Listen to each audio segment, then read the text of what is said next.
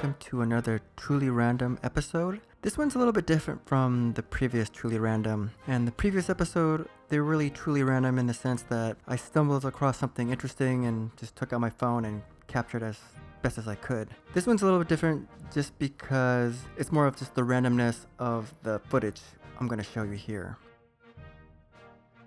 This could also be considered a continuation of my latest Costa Rica trip. And the reason why I decided to show this here because of the randomness of this footage is that I took my drone down to Costa Rica and I didn't really have much opportunity to try it out. I had like 2 days where I walked to a nearby park from where I was staying and I got to test it out and just try all the different modes to become familiar with it. I didn't get to actually use it on the one tour that I went to because I discovered the hard way that the cards for the drone have to be formatted in FAT or FAT-EX, and as far as I can tell, the drone doesn't have its own way of formatting the card on its own, so you have to format it offline either on your desktop or some other way.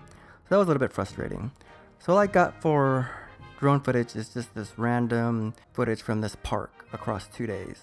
So it's not particularly interesting to look at from that point of view, but what I did find interesting, besides just becoming better at using the drone, is really digging deep and see what it's capable of and seeing what the potential will be, and hopefully in another trip to Costa Rica or some other opportunity.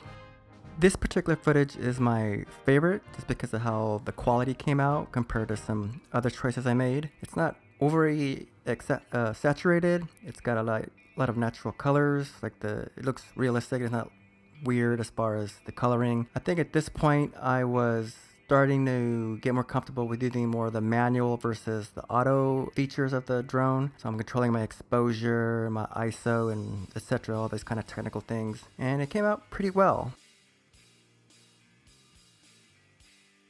What I continue to struggle with and still struggle with is the actual control of the drone itself. I owned a previous drone that I kind of got familiar with and I sold it and because it wasn't 4K, and I picked up this new drone and it's still something I need to practice.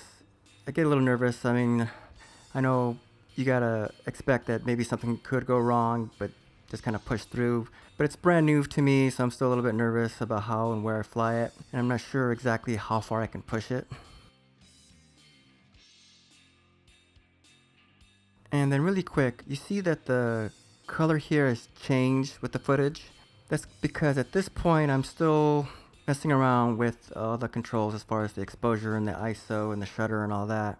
But it does have a bit of an unnatural look to it. It's a little bit oversaturated. It looks a little unnatural in that sense. But I guess if this was an artistic choice you could go with if you wanted something a little bit more surreal. Still a lot of good detail. I would prefer the color from the previous images for documenting things in real life just as they are. And I would probably use this color image for if I was doing actual storytelling and it fit the narrative. But to go back to what I was saying before as far as controlling the actual drone in the air, that's still something I still really need to work on. Right now I really need to plan out my shots and they pretty much have to be in one kind of direction very smoothly to make them anything worth of any use. Getting more angles that are in flowing and in motion, that's still something I still got to work on as far as getting control with the joysticks and all that. Right now when I try to make any kind of turns, it's a little bit stiff and juddery and you can kind of stop and go.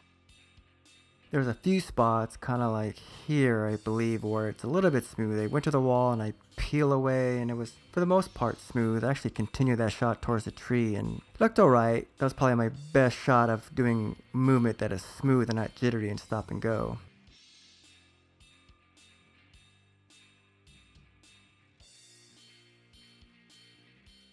See here, I think here it also, yeah, it's kind of a little stop and go, but I kind of try to manipulate one joystick for the direction of the drone versus one joystick that controls the camera movement. So I gotta kind of figure out how I can coordinate my hands better with that.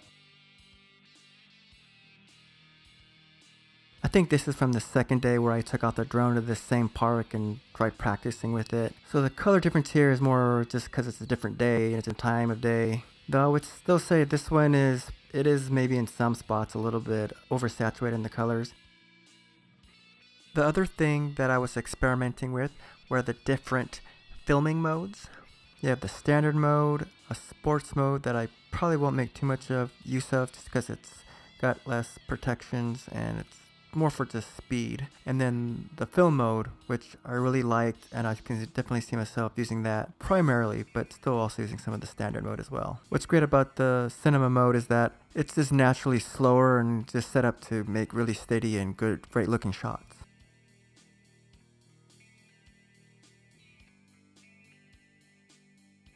And this is some pretty cool and interesting graffiti art that this park had. And that reminds me that since I've done this test footage, I have used the drone in a more practical setting. And I did that because I'm revisiting a project I started a long time ago. It's like documenting the murals of San Jose, California. So I started to pick that project back up, and I went to some graffiti art, and I brought my drone with me to, get some angles that I wouldn't be able to otherwise. Basically using just the drone as a crane more than anything. It's kind of a challenge because it was windy that day and it's a very small drone. It doesn't take much to kind of move it and jitter it, and it drains battery faster because it's trying to stabilize itself. But hopefully they'll be coming out soon if it's not out already, and it'll make things a little bit more interesting than just, me on the ground using my gimbal on like that. And actually on this day, at this time, it looks like the wind starts picking up. You can see there are the trees there. And that's the other thing I had to learn.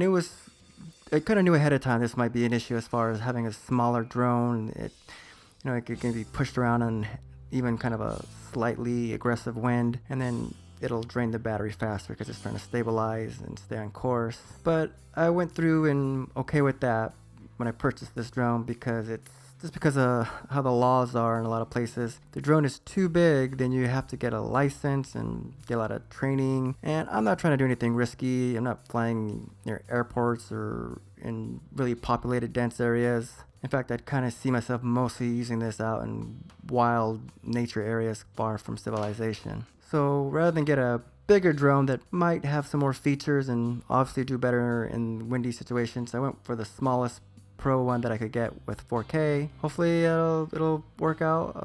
Like I said, the only issue I can really see is just the actual wind if it picks up.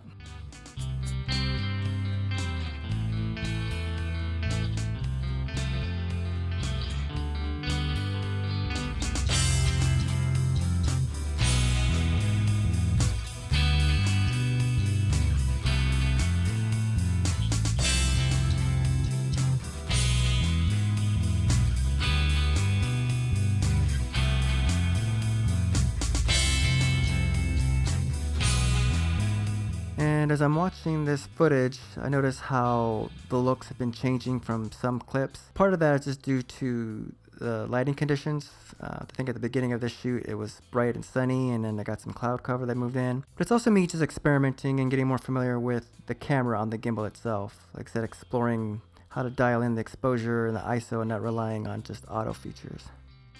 The image in these clips is kind of interesting. It does seem to pull back on the saturation when I went and did the color grading on this one. So it's a little bit closer to a more natural look, but it still has a lot of vivid colors in the green, and since there's so much green, that really pops out. But then I noticed other things look almost drab, so it's kind of a weird mixture.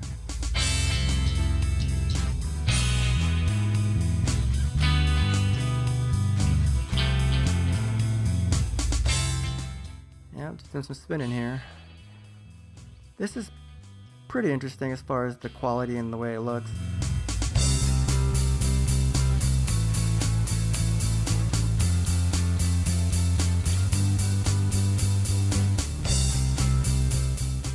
Yeah, and here it's still the same color grading as before, but all that really changed is that the sun has come out. So it looks still fairly natural. It's not overly saturated where I landed at. I could always go and tweak it. Maybe pull back on the saturation on the green range of color.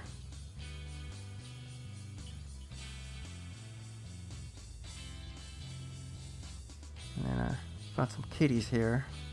So yeah, I would say my comfort level with the drone as far as the camera controls is at 100%, but it's more advanced than my actual control of the drone itself in the air.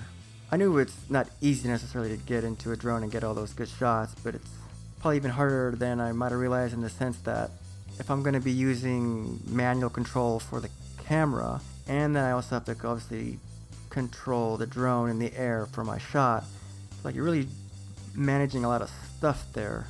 Obviously I don't want to crash or anything like that, I want to get my shot, but then as you're moving through a scene or where I'm at, it could be needing to adjust for the lighting conditions. So what I'm thinking is, the auto features aren't terrible. They work out okay for the most part. I might at first go ahead and just rely on the auto features to some degree and focus on getting my control of the drone better. And then once that's gone up to a higher level, I'll be more comfortable taking things off auto and using manual control, just because that's something more intuitive to me than actually flying the drone. And yeah, here you can see that it's not as oversaturated like the mural compared to previous shots. It looks good, but it's not popping out so in a surreal kind of way. It's more natural.